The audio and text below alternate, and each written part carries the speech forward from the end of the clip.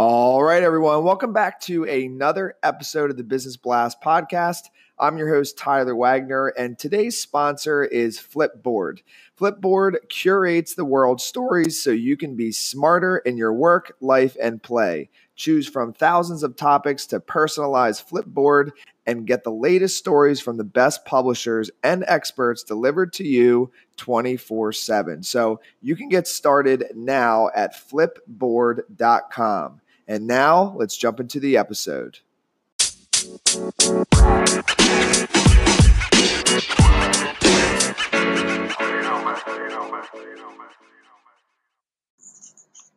All right, everyone. Welcome back to another episode of the Business Blast podcast. I'm your host, Tyler Wagner. Today, I have Joe Crochet with us. He is a former All-American Division I football player, SAG-AFTRA actor, and most recently a published author of the book My Winning Season. So welcome to the show, man. Tyler, thanks for having me. Of course, pumped to have you here. So the first question I got for you is, what is the best story from your life that has an underlying valuable message? Yeah, and this kind of dates back all the way from the very beginning. When I was in second grade, I had the privilege of having an NFL player come and speak to my class at St. Thomas More Elementary School in Decatur, Georgia.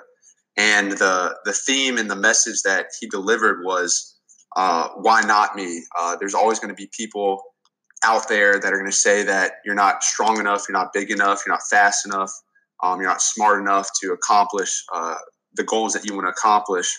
But he is one living experience and living example that was able to say, I was told that my whole life, but I believed in myself. And, I ended up playing in the NFL for 10 years and went on to accomplish so many other different things. So that one speech, that still resonates to me at this time. And it's kind of been through me with any battle that I face with adversity or anything like that. So. Mm-hmm.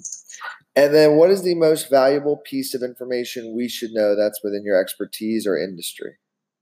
Yeah, so I'm in a lot of industries, television, sales and marketing, and now the book industry. But I would say the best advice I would give, or the valuable piece of information would be, it's not what you know, but it's who you know. So with everything that I've done in my life, I've been very privileged and fortunate to meet great people that have helped me along the way. It's never been something that I've self-made or been it just through a sole experience. I've always had somebody else kind of help me out, and likewise, I've been helping out others. So it's kind of goes back to the thing my defensive coordinator at the Citadel used to say is, as you're climbing the ladder to success, you need to always be lifting. So surround your people that have that same mentality, and it's amazing what you can accomplish.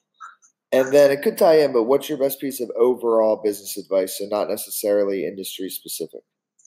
Yeah, and this is just be a good human being.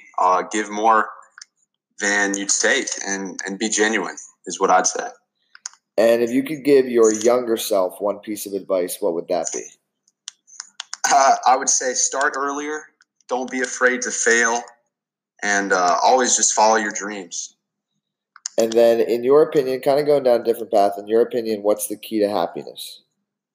So I kind of believe, doing what you love with the people you love is that's happiness, and I think if you can do that, you'll achieve that nirvana. And then what is the best book that you've read, and what was the number one thing you learned from that? So I've read a couple books just this past year, and if I was to sum it up, I'd say the book "The One Thing," written by Gary Keller. Mm.